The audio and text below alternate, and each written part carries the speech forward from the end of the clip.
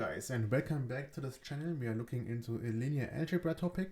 Today the topic is eigenvectors and eigenvalues. This is a full tutorial, so this video is comparably long.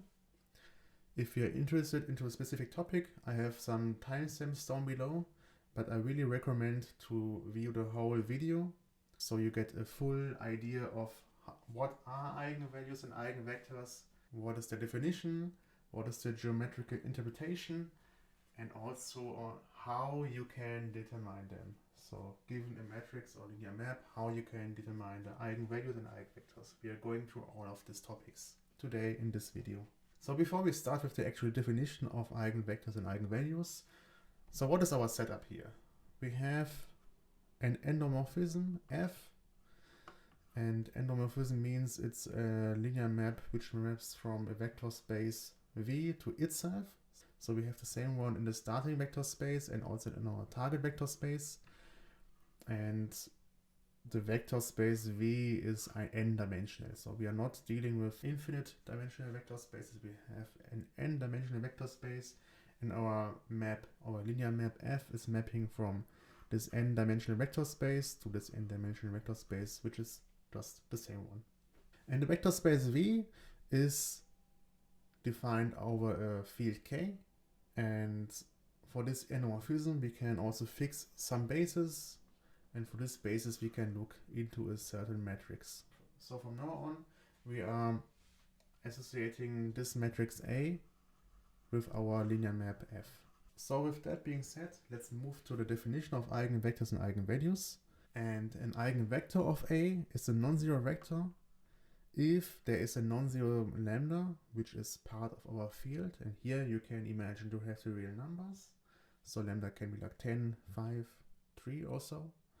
And then if this equality holds, where A times V is equal to lambda times V, then V is an eigenvector of the matrix A, and lambda is called eigenvalue of the matrix A for this eigenvector.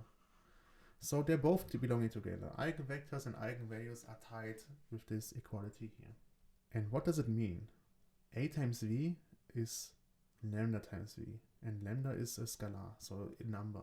So this means the linear map A maps the vector to some multiple of itself.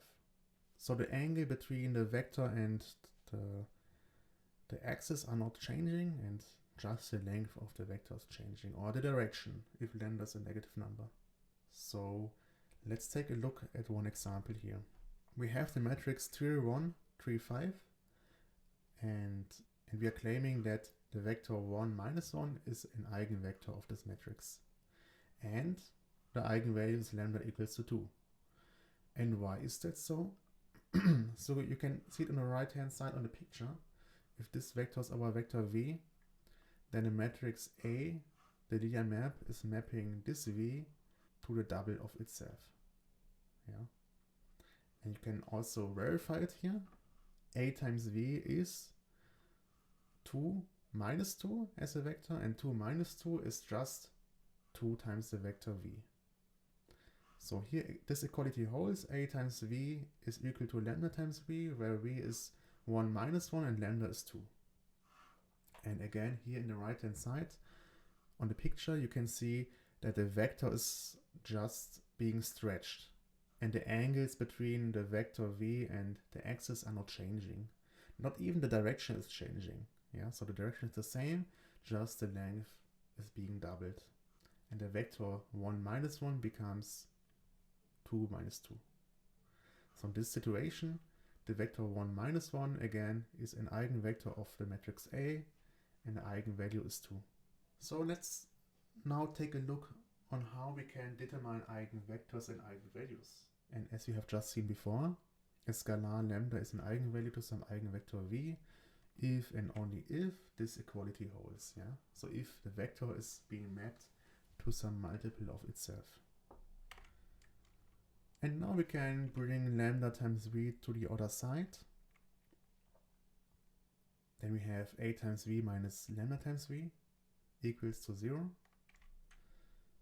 And then lambda times v is exactly the same as lambda times the n times n identity matrix times v, because the identity matrix is not changing anything, right? So for this reason, this expression is exactly the same as lambda times v. And now we can take out v, so that we have A minus lambda times the n times n identity matrix as a linear map or a matrix applied on the vector v.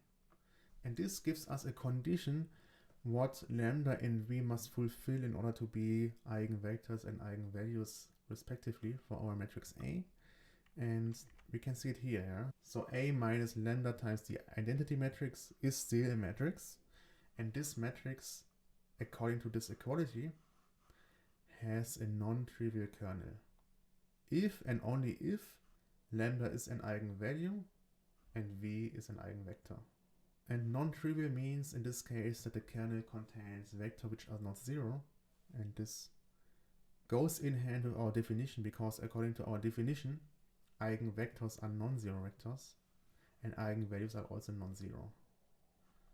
And if this matrix for some lambda has a non-zero element inside its kernel, this non-zero element is an eigenvector, and the specific lambda we have chosen is an, and this condition is exactly equivalent to the statement that the determinant of A minus lambda times the identity matrix is equal to 0. So I don't want to go into detail why this is the case, just as a glimpse. If the kernel of an endomorphism of a square matrix is non-trivial, then the matrix is not bijective, and this statement is equivalent to the determinant being equal to 0. So in case the determinant is being 0 of a matrix, then the kernel is non-trivial in any case. How specifically this equality is helping us further? So this statement just tells us that the eigenvalues are exactly the values for which the determinant of A minus lambda times the identity matrix is equal to 0. That means this statement here is exactly equivalent to what are the zeros of this polynomial where lambda is our variable. And the zeros in lambda are then the eigenvalues of A. And for this reason, it does make sense to make the following definition. The characteristic polynomial of a matrix is defined as PA of lambda is the determinant of A minus lambda times the n times n identity matrix, as before. And the zeros of this polynomial are exactly the eigenvalues of A. So this really gives us a clear guideline on how we can determine the eigenvalues of a given matrix. What have we achieved so far? Given a matrix where it is n times n, in order to find the eigenvalues, we just have to look at this polynomial, the determinant of the given matrix minus lambda times the n times n identity matrix, and lambda is the variable of our polynomial, and we have to find the zeros of this polynomial.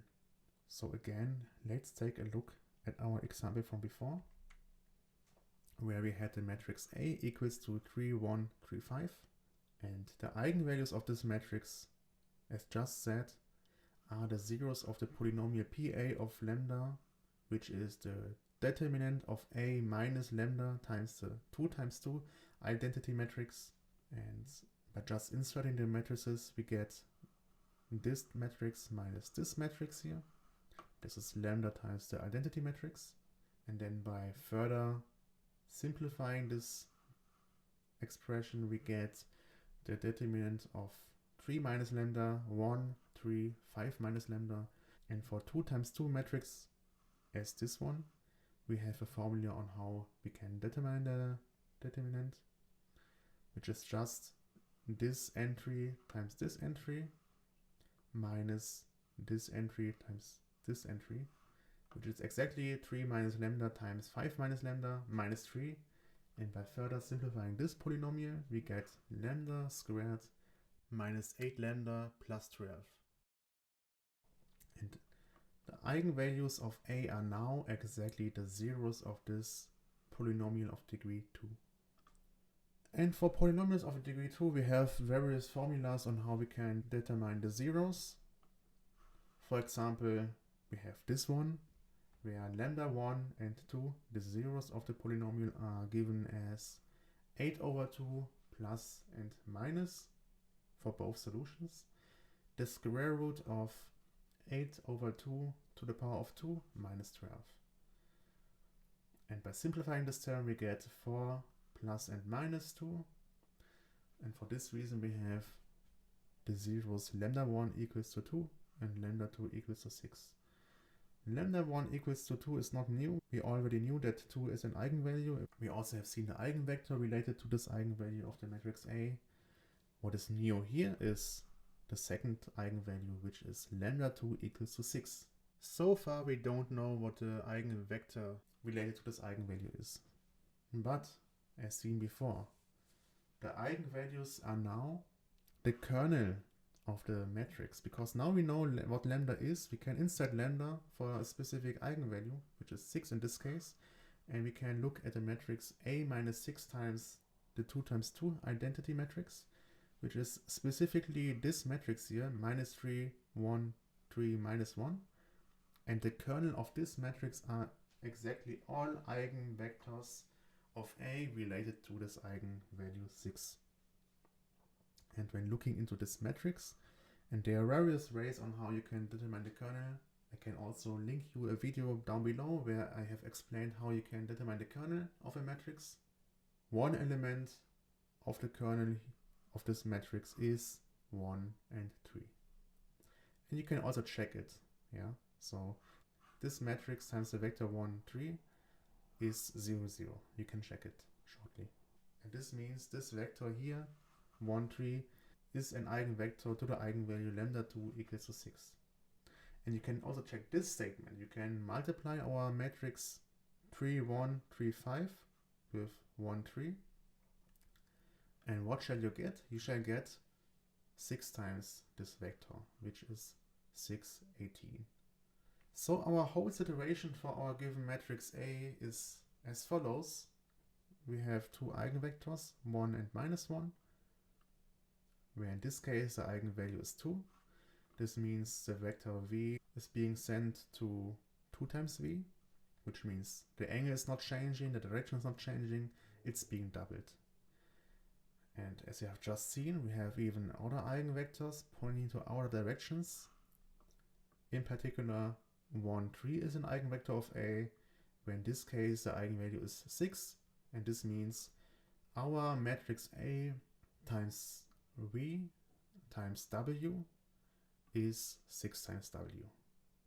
So this vector is being stretched by quite a lot in comparison to our previous vector. So we have found two eigenvalues of our matrix, and we have found an eigenvector specifically for each of these two eigenvalues. With that being said, let's do a wrap up of what we have learned here. Eigenvectors are specific vectors that are mapped to multiples of itself through a given linear map. We have seen it before. We have seen the equality A times V is equal to lambda times V, and this is the central equality we need to remind ourselves when it comes down to eigenvalues and eigenvectors. And if this equality holds, then the vectors involved are called eigenvectors, and the related numbers, lambda, are called eigenvalues. And they're both tied together. Also, in order to determine eigenvalues, we have to take a look at the following polynomial, which is a polynomial of degree n, and the zeros of this polynomial are exactly the eigenvalues of A. Once you have determined all eigenvalues, you can determine the respective eigenvectors by taking a look into the following matrix, which is A minus lambda times the n times n identity matrix. So this is a specific matrix because you know what lambda is. and then you just have to determine what the kernel of this whole matrix is. If you would like to know how you can determine kernels of a matrix, I will link you down below. If you learned something, please like the video. For any questions, please comment down below, and also subscribe if you want to stay tuned for more videos like this. Tutorials, proofs, interesting math questions, and all that good stuff. So with that being said, see you next time.